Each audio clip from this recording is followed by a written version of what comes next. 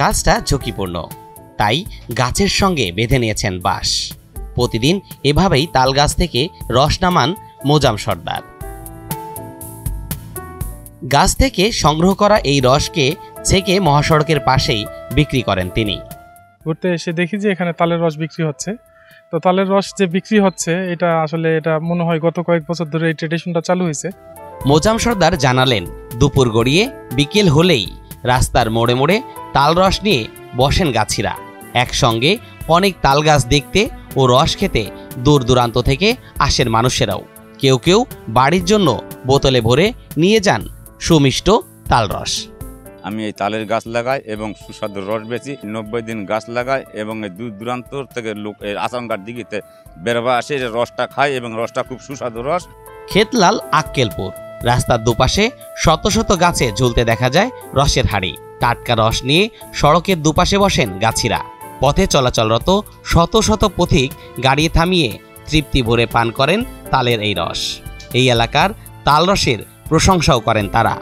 এই তালের রসটা হলো টাটকা তালের রস, আর এই টাটকা তালের রসটা খেলেই আমাদের শরীরে যে প্রোটিনের ঘাটতি আছে, ঘাটতিটা পূর্ণ হয়ে যায়। ফোনে দেখার পর খাওয়ার আগ্রহ হয়েছে, এই জন্য এসেছি তালের রস খাওয়ার জন্য। এখন তাল গাছের উপজেলা হিসেবেই পরিচিত জয়পুরহাটের খেতলাল। উপজেলার আঞ্চলিক সড়কগুলোতে দুপাশ জুড়ে দেখা যায় তাল গাছের সারি। বাদ যায় না পুকুর পার, সবখানেই ছড়িয়ে ছিটিয়ে আছে হাজার হাজার তাল গাছ। আর গ্রীষ্মকাল আসলেই জনপ্রিয় হয়ে ওঠে তাল রস। চৈত্র মাস থেকে শুরু করে জ্যৈষ্ঠ মাস পর্যন্ত, জ্যৈষ্ঠ মাসের 1 সপ্তাহ থাকতে আমার গাছ লাগানো শেষ হয়ে যাবে। এই পর্যন্ত আমাদের সংসারটা সচ্ছল মতন চলে আর কি। আমার এই রস বেচে আমার দিন পথ ভালো যায় আল্লাহর রহমতে। আমার এই রস মোটামুটি 2 থেকে 3 মাস বিক্রি হয়।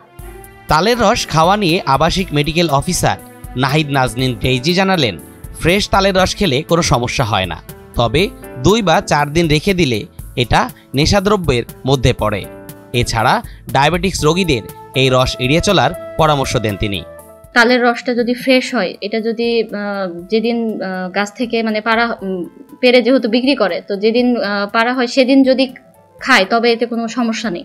চিনির পরিমাণ একটু থাকে, তো দেখা যায় যে ডায়াবেটিস রোগীরা যদি খায় সেক্ষেত্রে তাদের সুগার লেভেলটা একটু বেড়ে যেতে পারে। তবে এই রসটা যদি 2-4 দিন পরে রেখে খায় তবে সেক্ষেত্রে দেখা যায় অনেক ক্ষেত্রে এটার কিছু ক্ষতিকর দিক থাকে এবং সেটা অনেকটা নেশা জাতীয় দ্রব্যের পর্যায়ে পড়ে যায়।